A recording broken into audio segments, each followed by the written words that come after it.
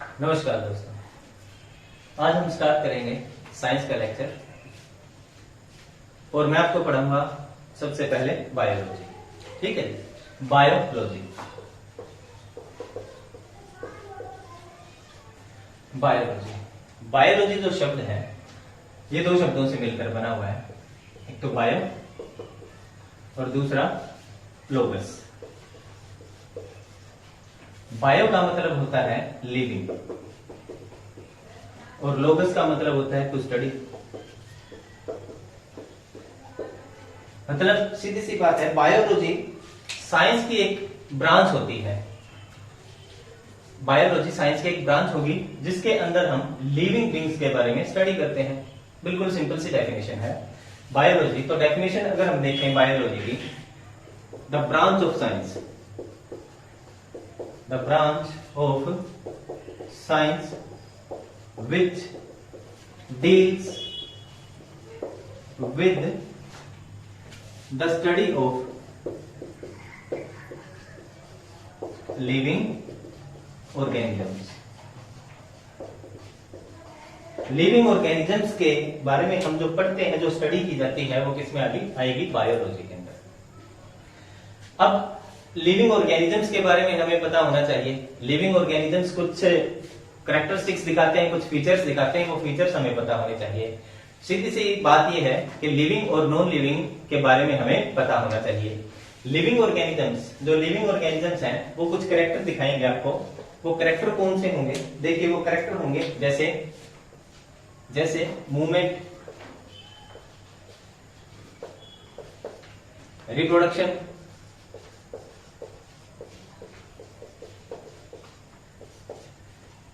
Reproduction, growth, respiration, excretion. ठीक है जी, ingestion. ये कुछ टर्म्स हैं जो लिविंग ऑर्गेनिजम्स दिखाएंगे। ये कुछ फीचर्स हैं जो सिर्फ और सिर्फ लिविंग ऑर्गेनिजम्स दिखाते हैं। अगर हम बात करें रिप्रोडक्शन की, कुछ लिविंग ऑर्गेनिजम्स हैं जो रिप्रोडक्शन शो नहीं करते, जैसे इनफर्टाइल कपल्स होते हैं।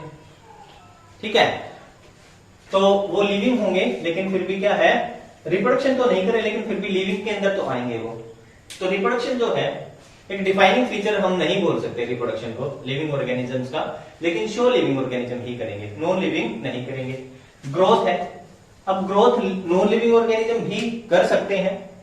नॉन लिविंग ऑर्गेनिज्म नहीं होंगे, जो नॉन लिविंग थिंग्स होंगी वो भी क्या कर सकते हैं? रिप्रोडक्शन, ग्रोथ कर सकते हैं। सॉरी, तो ग्रोथ के अंदर क्या होगा? जैसे हम मान लो कि कोई रेत का टीला है, वो रेत का टीला आप देखोगे समय के अनुसार बड़ा होता जाता है। कैसे? जैसे तेज हवाएं चलेंगी तो मिट्टी अपने साथ लेकर के आती है, तो वो मिट्टी वहां पर जैसे उसके ऊपर इकट्ठी हो जाती है, तो रेत के टीले की जो हाइट है वो इंक्रीज होती जाएगी। तो ग्रोथ जो है नॉन लिविंग जो थिंग्स है वो कर सकती है। हाँ, लेकिन ग्रोथ के अंदर एक चीज होगी जो इंटरनल ग्रोथ होगी। इंटरनल ग्रोथ, वो इंटरनल ग्रोथ कौन दिखाएंगे? सिर्फ और सिर्फ लिविंग ऑर्गेनिजम्स दिखाएंगे। ठीक है, तो हम ज्यादा गहराई में इसके बारे में नहीं जाएंगे। ये हम सबको पता है कि जो लिविंग ऑर्गेनिजम्स हैं ये उनका एक मेन फीचर होता है जिसके बेस पर हम इनको कैटेगराइज कर सकते हैं नॉन लिविंग के अकॉर्डिंग। ठीक है, जो नॉन लिविंग होंगे उनसे हम अलग रखते हैं इनको, लिविंग ऑर्गेनिजम्स को इसीलिए रखते हैं क्योंकि ये फीचर्स जो है वो लिविंग ऑर्गेनिजम्स ही शो करते हैं। अब हम बात करेंगे बायोलॉजी। जो बायोलॉजी है, हमने बात तो करी कि जो बायोलॉजी है वो ब्रांच होती है किसकी? साइंस की। अपने आप में साइंस नहीं है लेकिन ये ब्रांच है साइंस की। अब बायोलॉजी के फादर के बारे में बात करते हैं, father of biology. Father of biology, biology के फादर जो होंगे उनका नाम है एरिस्टोटल। जिनको हम अरस्तु बोलते हैं, अरस्तु। तो एरिस्टोटल को हम फादर ऑफ बायोलॉजी बोलते हैं। अब बायोलॉजी की ब्रांच के बारे में बात करते हैं। बायोलॉजी का मतलब क्या हुआ? लिविंग, यानी कि मैं लिविंग हूं तो मेरे अंदर जो लिविंग है, जो लिविंग कंटेंट है वो क्या होगा, सेल होगा। मैं किससे बनाऊंगा, सेल से बनाऊंगा। अगर मैं मेरी ये पूरी स्किन देखो, एक पूरा ह्यूमन बीइंग्स के बारे में अगर हम बात करें तो ऊपर क्या प्रेजेंट होती है, स्किन प्रेजेंट होती है। स्किन को अगर उतार दिया जाए तो नीचे मिलेंगे मस्कुलर टिश्यू, मसल सेल्स मिलेगी। अगर उन मसल्स को भी निकाल दिया जाए तो क्या बचेगा, कंकाल यानी कि स्केलेटल सिस्टम आ जाएगा। अगर उस स्केलेटल सिस्टम को भी हटा दिया जाए तो अंदर उसके बिल्कुल उसके नीचे क्या मिलेंगे आपको, आपके ऑर्गन्स मिलते हैं, ऑर्गन सिस्टम मिलते हैं। ठीक है, तो इस प्रकार से, और वो सारे के सारे ऑर्गन जो है वो किससे बने हैं, सेल से बने हैं। ठीक है, तो इसका मतलब क्या है, जो लिविंग ऑर्गेनिजम्स है उसके अंदर क्या होगा, वो सेल से बना होगा वो। ठीक है, अब वो बायोलॉजी, इसके बारे में हम फुल डिटेल में पढ़ेंगे। सेल के बारे में, सेल के बारे में पूरा डिटेल में आपको पढ़ाऊंगा कि सेल क्या चीज होती है, क्या बोलते हैं, किसने डिस्कवर किया इसको। ठीक है, लेकिन फिलहाल हम बायोलॉजी, ये सिर्फ एक इंट्रोडक्शन होगा बायोलॉजी के बारे में आपको बताने के लिए कि बायोलॉजी है क्या। ठीक है, उसके बाद हम इस अथाह सागर के अंदर कूद पड़ेंगे और उसके गहराइयों को नापने की कोशिश करेंगे कि बायोलॉजी के अंदर है क्या, हमें इसके अंदर पढ़ना क्या है। आपके कंपटीशन के लिए जो इंपॉर्टेंट जो चीजें हैं, कंपटीशन एग्जाम के लिए जो इंपॉर्टेंट चीजें हैं वो सब आपको बताऊंगा मैं। तो बायोलॉजी में सबसे पहले तो आपके लिए क्वेश्चन बन जाता है कि एरिस्टोटल को हम क्या बोलते हैं, एरिस्टोटल को हम बोलते हैं बायोलॉजी के फादर। अब बायोलॉजी की ब्रांच के बारे में बात करते हैं। बायोलॉजी की ब्रांच कौन सी होंगी उसके बारे में बात करेंगे।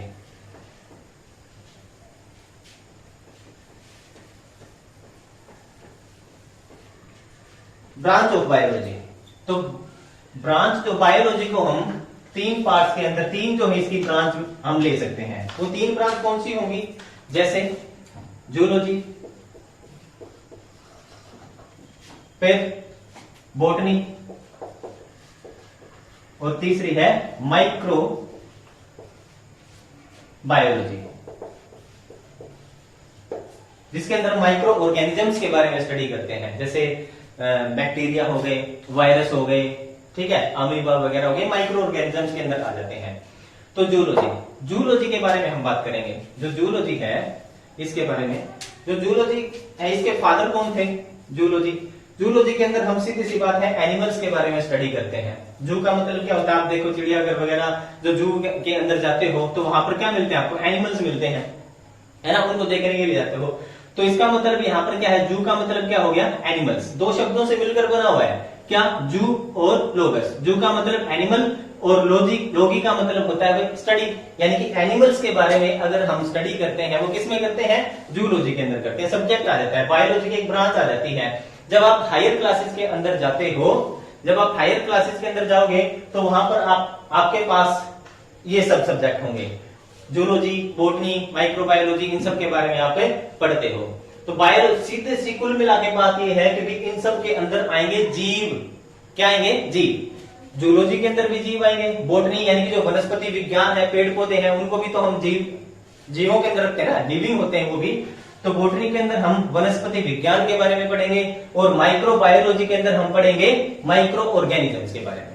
ठीक है, तो इसका मतलब क्या है, बायोलॉजी के अंदर, बायोलॉजी को हम क्या बोलते हैं, जीव विज्ञान बोलते हैं। क्या बोलते हैं, जीव विज्ञान। और इस जीव विज्ञान की ये तीन ब्रांच आ जाती है, जूलॉजी, बॉटनी एंड माइक्रोबायोलॉजी। ठीक है, अब जूलॉजी के जो फादर हैं, father of zoology, father of zoology कौन होंगे, वही जो फादर ऑफ बायोलॉजी है, कौन है, एरिस्टोटल। एरिस्टोटल जी, ये जो मिस्टर एरिस्टोटल जी हैं, इन्हीं को हम फादर ऑफ जूलॉजी बोलते हैं। ठीक है जी, इन्होंने एक पुस्तक लिखी थी, एक बुक लिखी थी, इन्होंने एक बुक लिखी थी, और उस बुक का नाम क्या है, इन्होंने एक बुक लिखी थी और उस बुक का नाम क्या है, the Historia of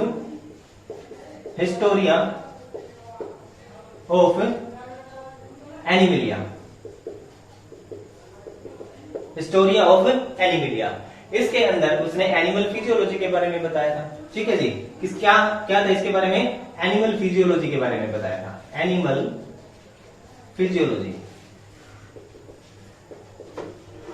animal physiology. बस इतनी सी बात करनी है। जूलॉजी के अंदर हम ये बात याद रखेंगे कि फादर ऑफ जूलॉजी कौन होंगे, एरिस्टोटल, वही अरस्तु जी, जिनको हमने अरस्तु बोला था, अरस्तु बुक कौन सी लिखी थी? हिस्टोरिया ऑफ एनिमिलिया, ये आपको याद रखना है, हिस्टोरिया ऑफ एनिमिलिया। अब बात करते हैं बोटनी की। बोटनी के जो फादर हैं,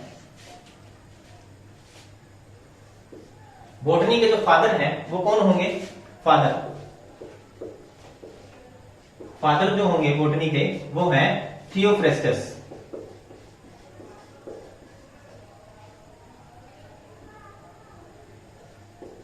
थियोफ्रेस्टिस,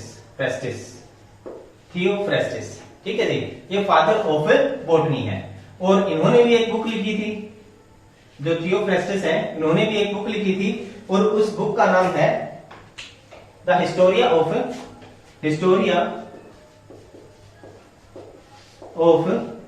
प्लेंटेरम। हिस्टोरिया ऑफ प्लेंटेरम, यहां से ये इंपॉर्टेंट बात आ जाती है। ये दो चीजें आ गई हैं, एक तो क्वेश्चन बन सकता है ये बोटनी के फादर हैं वो कौन होंगे? थियोफ्रेस्टस, और इनकी बुक का नाम क्या है? हिस्टोरिया ऑफ प्लेंटेरम, यानी कि प्लांट फिजियोलॉजी के बारे में इन्होंने बताया था। और जो माइक्रोबायोलॉजी है, माइक्रोबायोलॉजी के जो फादर होंगे वो होंगे father of microbiology,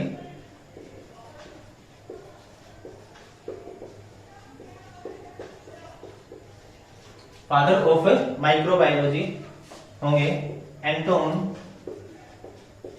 van ल्यूवेनहोइक।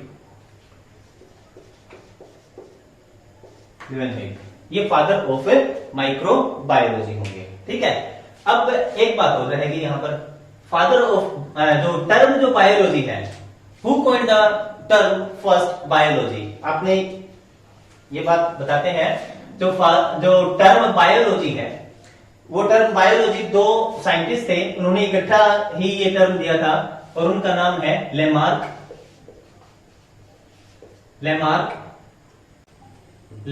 And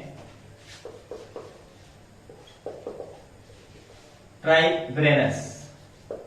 ये जो दो साइंटिस्ट थे इन्होंने क्या दी थी? Term biology. जो टर्म बायोलॉजी है वो किसने दी थी? ये जो दो साइंटिस्ट थे लेमार्क एंड ट्राइब्रेनस, ये दो साइंटिस्ट ने टर्म बायोलॉजी दी थी। तो इसके बाद हम बायोलॉजी के अंदर पढ़ेंगे क्या? सबसे पहली बेसिक बात पढ़ेंगे हम हमारी सेल के बारे में। हमारी जो बॉडी है वो किससे बनी है? सेल से बनी है। जैसे मान लीजिए कि आप कोई एक मैटर उठाते हैं, मैटर मान लीजिए ये मार्कर है, इस मार्कर को अगर मैं छोटे छोटे पार्ट्स में इस हद तक इसको मैं तोड़ता हूं कि भी इसको और डिवाइड ना किया जा सके, उस छोटे पार्टिकल को हम क्या बोलते हैं? एटम बोलते हैं। ठीक उसी प्रकार से अगर एक लिविंग ऑर्गेनिज्म को पार्ट्स में डिवाइड किया जाए तो वो छोटा जो पार्ट बनेगा उस छोटे पार्ट को हम क्या नाम देंगे? सेल नाम देंगे। वैसे तो बायोलॉजी के अंदर यानी कि लिविंग ऑर्गेनिजम्स के बारे में पढ़ेंगे। अब उस लिविंग ऑर्गेनिज्म के अंदर हम सबसे पहले सेल, फिर उसके बाद हम उस सेल से क्या बनेंगे? सेल से क्या बनेंगे? ग्रुप ऑफ सेल कहलाएगा टिश्यू, टिश्यू से बनेंगे ऑर्गन मिलकर बनाएंगे ऑर्गन सिस्टम, और ऑर्गन सिस्टम मिलकर बनाते हैं पूरी की पूरी ह्यूमन बॉडी, यानी कि ऑर्गेनिज्म बन जाएगा। इसका मतलब सीधी सी बात है कि हमने अपने बारे में ज्यादा से ज्यादा पढ़ना है। एनिमल्स, ह्यूमन बीइंग किसके अंदर आते हैं? एनिमल्स के अंदर आते हैं, ठीक है ना। तो एनिमल्स के बारे में हम पढ़ेंगे, हमारे सिस्टम के बारे में पढ़ेंगे, एक एक सिस्टम के बारे में, जैसे हमारा नर्वस सिस्टम, हमारा रेस्पिरेटरी सिस्टम, हमारा डाइजेस्टिव सिस्टम, हमारा सर्कुलेटरी सिस्टम, हमारा एक्सक्रीटरी सिस्टम, हमारा एंडोक्राइन सिस्टम, हमारा रिप्रोडक्टिव सिस्टम, हमारा स्केलेटल सिस्टम, ये सारे के सारे सिस्टम हम आपको फुल डिटेल के अंदर करवाएंगे। और आपके एक बात और देखना कि जो जूलॉजी है, जूलॉजी को आपने बहुत ज्यादा ध्यान से पढ़ना है, क्योंकि जितने भी कॉम्पिटिटिव एग्जाम्स होते हैं उन कॉम्पिटिटिव एग्जाम्स के अंदर जूलॉजी से सबसे ज्यादा क्वेश्चन पूछे जाते हैं। उसके बाद कुछ क्वेश्चन बॉटनी से और कुछ क्वेश्चन माइक्रोबायोलॉजी से पूछे जाते हैं। धन्यवाद, थैंक यू।